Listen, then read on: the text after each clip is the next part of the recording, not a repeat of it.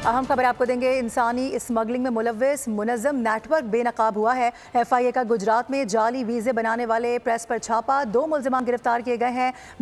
20 पाकिस्तानी और 31 गैर मुल्की पासपोर्ट भी बरामद कर लिए गए हैं। मुल्ज़िमान से बड़ी तादाद में जाली वीज़ा स्टिकर्स और मशीनें बरामद कर ली गई हैं। हमारे नुमाइंदे नवाज़ शरीय में ज्वाइन करें, उनसे बात करेंगे। बताइएगा इस कार्रवाई से मुतालिक क्या सामने आ सका है? जी बिल्कुल, ये जो है एक FIA जो गुजरावाला जोन के सर्कल गुजरात के साथ मिलकर शादमान कॉलोनी में जो है ना वो छापा मारा है, जहाँ पे जो है वो जाली वीज़े तैयार किए जाते थे और मुल्ज़िमान में जो गिरफ्तार होने वाले उसमें ज़ियाउर रहमान और इजाज़ अहमद शामिल है।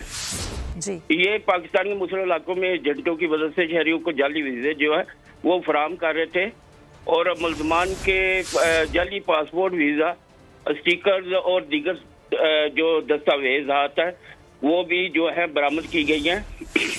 मुल्ज़िमान जो है वो भारी रकम वसूल करके जो है वो जाली दस्तावेज फराहम कर रहे थे।